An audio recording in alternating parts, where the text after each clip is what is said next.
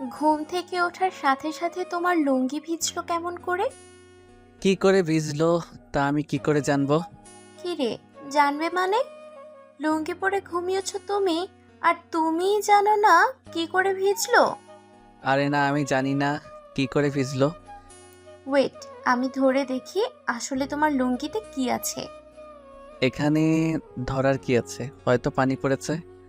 হুম, পানি তো ঠিক আছে, কিন্তু কোথাকার পানি সেটাই পরীক্ষা করে দেখতে হবে। পাগল হয়ে গেছো নাকি?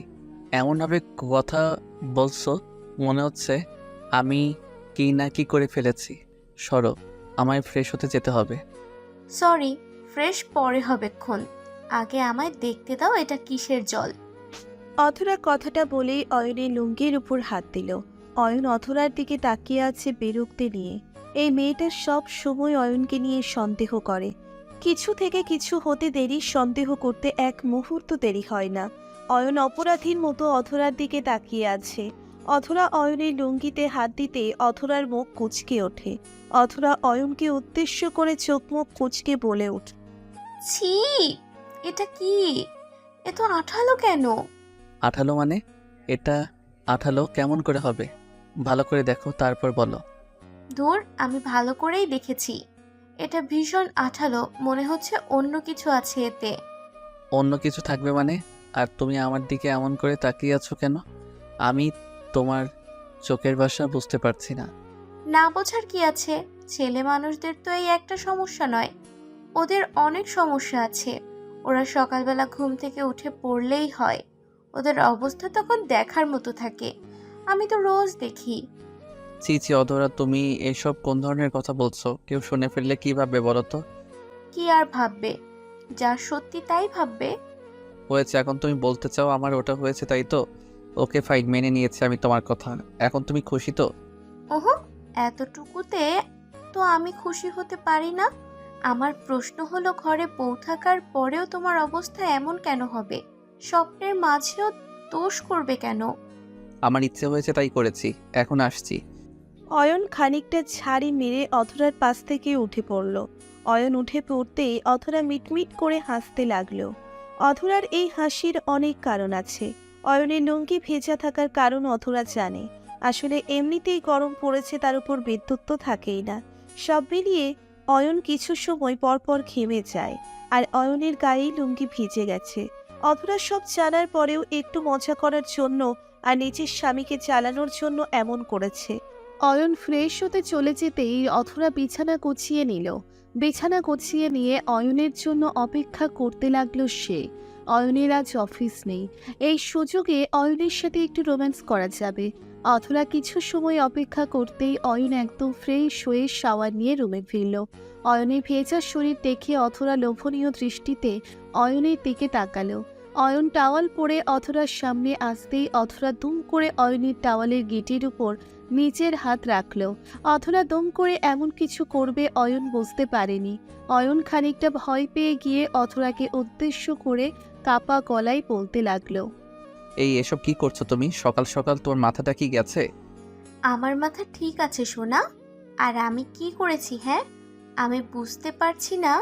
কোনো কারণ ছাড়াই তুমি আজ সকালে শাওয়ার নিলে কেন?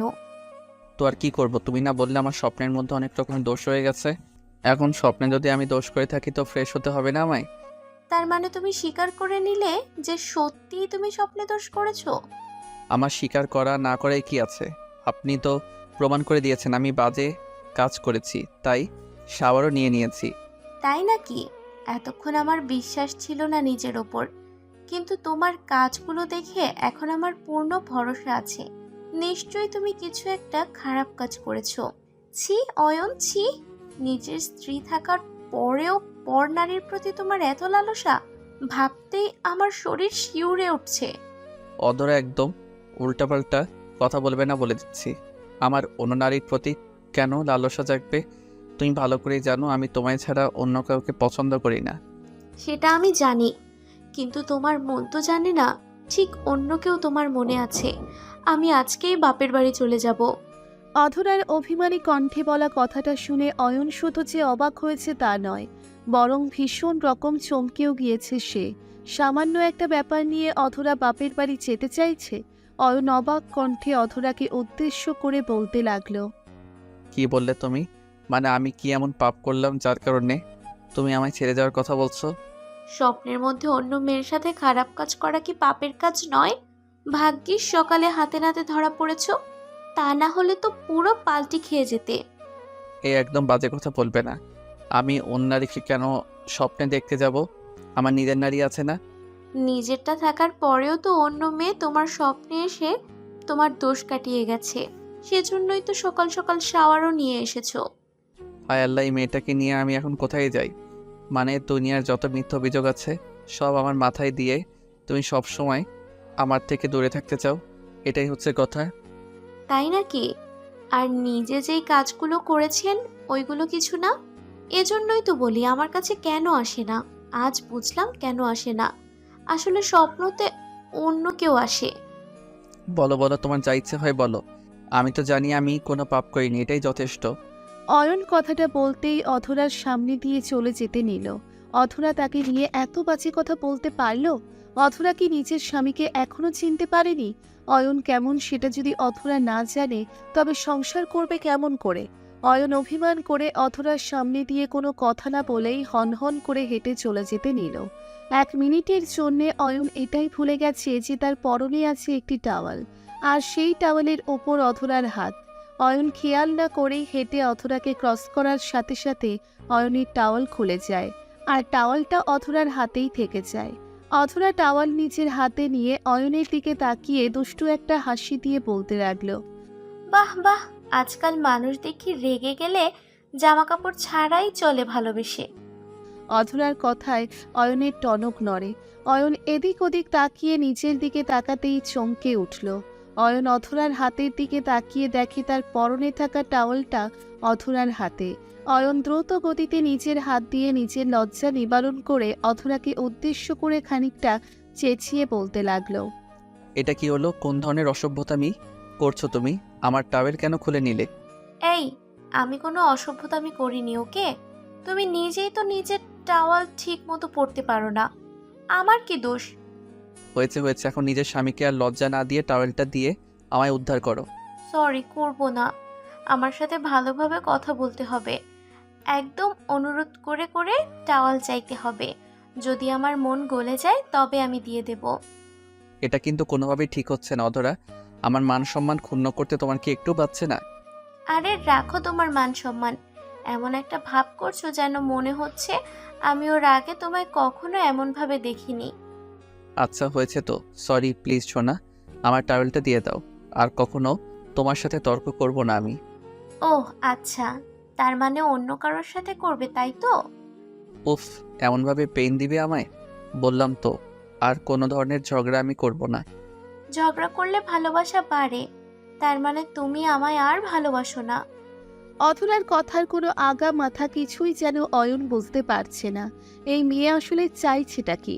অয়ন অধরার কথা মতো কথা বললেও দোষ, আর কিছু না বললেও দোষ। অয়ন আসলে করবে তো করবেটা কি? অয়ন অধরার দিকে খানিক সময় তাকিয়ে থেকে অধরার দিকে এগিয়ে এলো। অয়ন অধরার দিকে এগিয়ে আসতেই একটা দুষ্টু হাসি দিল।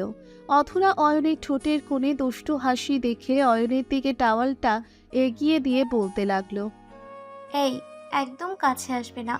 লজ্জা শরমের বালাই নাই তো তোমার। এই নাও টাওয়াল পরে নাও।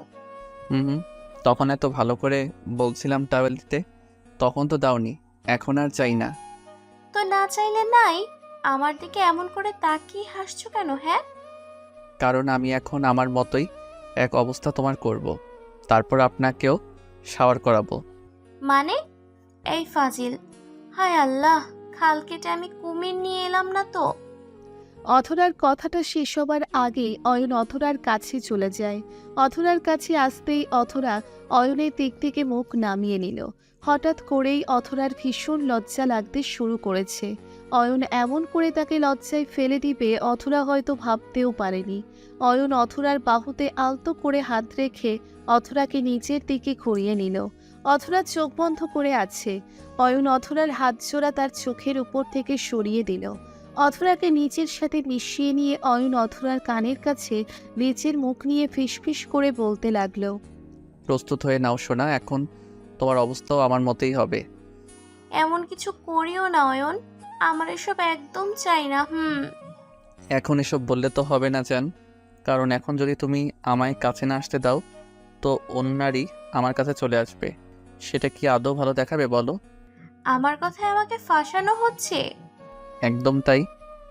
অয়ন কথাটা বলতেই অথরার কোমরে আলতো করে নিচের 2 হাত ছুঁয়ে দিয়ে অথরাকে নিচের সাথে একদম লেপ্টে জড়িয়ে ধরল। অথরাকে শক্ত করে জড়িয়ে ধরে অয়ন অথরাকে নিচের দিকে খানিকটা উঁচু করে নিল। এর মধ্যেই অয়ন বুঝতে পারছে যে অয়নের প্রত্যেকটা স্পর্শে অথরার শরীরে কিছু পরিবর্তন ঘটছে। অথরার শরীর ভীষণ রকম কেঁপে কেঁপে উঠছে অয়নের স্পর্শে। অয়ন অথরার ঠোঁটের দিকে একদৃষ্টিতে তাকিয়ে নিচের ঠোঁটজোড়া অথরার ঠোঁটের দিকে এগিয়ে দিল। অথরার ঠোঁটের দিকে অয়ন নিজের ঠোঁট এগিয়ে দিতেই অথরা দুম করে অয়নকে ভীষণ অবাক করে দিল। অথরা নিজেই নিজের ঠোঁটজোড়া দিয়ে অয়নের ঠোঁটজোড়া শক্ত করে চেপে ধরল। অয়ন অথরার ঠোঁটের স্পর্শ পেতেই যেন নিজের মধ্যে একটা অদ্ভুত উন্মাদনা অনুভব করল। অদ্ভুত এক নেশা যেন অয়নকে সম্পূর্ণরূপে গ্রাস করে নিল। অয়ন পাগলের মতো অথরার ঠোঁটে চুমু খেয়ে যাচ্ছে, আর অথরাও অয়নকে পাগলের মতো চুমু দিয়ে চলেছে। দুজন যেন একে অপরের মাঝে হারিয়ে গেছে। অয়ন অধরার ঠোঁটের স্বাদ নেওয়া শেষ করতেই অথরাকে নিজের কোলে তুলে নিল। অথরাকে কোলে তুলে নিয়ে অয়ন সোজা অথরাকে নিয়ে চলে যায় বিছানায়। বিছানায় আসতেই অথরাকে আলতো করে বিছানায় শুইয়ে দিল সে। অথরাকে বিছানায় শুইয়ে দিয়ে অয়ন অথরার বুকের উপর মাথা রেখে আদর করতে লাগলো। অথরা অয়নের এই আদরে নিজেকে আর সামলাতে পারছে না। অধরাও এখন তৃষ্ণার্ত হয়ে গেছে অয়নের আদর খাওয়ার জন্য। অতপর আর কি, দুজন দুজনের মাঝে হারিয়ে যায়, মেতে ওঠে পূর্ণতার নেশায়। অয়ন অনেক সময় ধরে অথরাকে আদর করে ক্লান্ত হয়ে অথরার বুকের উপর শুয়ে পড়ল। অথরার বুকের উপর মুখ লুকিয়ে শুয়ে পড়তেই অথরা অয়নের মাথায় হাত বুলিয়ে দিতে দিতে বলল, কি হলো জনাব, আপনার আদর করা কি শেষ হলো? জি, আপাতত শেষ। কেন, আপনি মনে হচ্ছে স্যাটিসফাইড হয়নি? আরও আদর চাই নাকি? ফাইজলামি করো হ্যাঁ? তোমার আদর খাওয়ার পরে আবার স্যাটিসফাইড না হয়ে থাকা যায় নাকি? খুব স্যাটিসফাইড হয়েছি, এখন উঠে পড়ো, আমি ফ্রেশ হতে যাব। এই এখন না, আর একটু শুয়ে থাকি না প্লিজ। কেন? আর একটু শুয়ে থেকে কি করবে? মনকে শান্ত করব। কেন, করতে দিবে না বুঝি? কেন করতে দিব না? আমার 10টা না 5টা না একটাই মাত্র জামাই, তার মনকে শান্ত করাটাই তো আমার কাজ। অধরা কথাটা বলতেই অয়নকে আবারও নিজের বুকের সাথে লেপ্টে জড়িয়ে ধরল। অয়নও অধরাকে জড়িয়ে ধরে পরম শান্তি অনুভব করতে লাগলো। ভালোবাসা বুঝি এমনই হয়ে থাকে, প্রিয়জনকে কাছে পেতে হাজারটা অজুহাত, হাজারটা প্রশ্ন, হাজারটা বায়না থাকে। ভালোবাসা তখনই সুন্দর হয় যখন দুটি মানুষ একে অপরকে পাগলের মতো ভালোবাসতে থাকে। ভালোবাসার শুরু তো ঠিক আছে, তবে ভালোবাসার শেষ নেই। অনেকের মাঝে ভালোবাসা একটু পুরাতন হলেই সেটা ধীরে ধীরে গুরুত্ব হারাতে থাকে। কিন্তু আসলেই কি ভালোবাসার গুরুত্ব কখনো কমতে পারে? ভালোবাসার ধর্ম তো কমে যাওয়া নয়, ভালোবাসার ধর্ম হচ্ছে দিন দিন বেড়ে যাওয়া। কিছু সময় অয়ন অথরাকে চড়িয়ে রেখে অতপর অথরাকে সাথে করে নিয়ে শাওয়ার নিতে চলে যায় দুজন। শাওয়ার নিয়ে দুজন ফ্রেশ হয়ে রুমে আসতেই দেখতে পায় অয়নের ফোনে বেশ কিছু কল এসেছে। অয়ন ফোনটা হাতে নিতেই দেখতে পায় অফিস থেকে কল এসেছে। অথরা বেশ ভ্রমণ পাগলি, সব সময় অয়নের কাছে বায়না করে ঘুরতে যাওয়ার। তাই অয়ন অফিসের পিকনিকে অথরাকে সাথে করে নিয়ে যাওয়ার কথা ভাবে। সেই টিকিটের জন্য কল এসেছে। অয়ন ফোনটা রেখে দিয়ে অথরাকে উদ্দেশ্য করে মৃদু হেসে বলতে লাগলো, জনাবা, আপনার জন্য একটা সুখবর আছে। আপনি কি জানেন সেটা কি? ওহো, কি সুখবর, বলো আমায়। সুখবরটা হলো আপনি আর আমি মিলে দুজন আগামীকাল একটা লং ড্রাইভে যাচ্ছি, সোজা সিলেট। আপনি যাবেন তো আমার সাথে? সিলেটের কথাটা শুনতেই অথরার ঠোঁটের কোণে হাসি ফুটে উঠল। সিলেটের নাম অনেক শুনেছে অথরা, তবে কখনো যাওয়ার হয়নি সিলেটে। এই প্রথম অয়নের সাথে সিলেট যাওয়ার সুযোগ এলো অথরার সামনে। এই সুযোগ কি এত সহজে হাতছাড়া করা যায়? অধরা খুশিতে গদগদ হয়ে অয়নকে শক্ত করে জড়িয়ে ধরে। অয়ন বুঝতে পারে তার ভ্রমণ পাগলিটা তার সাথে সিলেট যাওয়ার জন্য একদম প্রস্তুত। প্রিয়জনের ছোট ছোট ইচ্ছে পূরণ করাতে ভালোবাসা লুকিয়ে থাকে। বেঁচে থাকুক ভালোবাসা।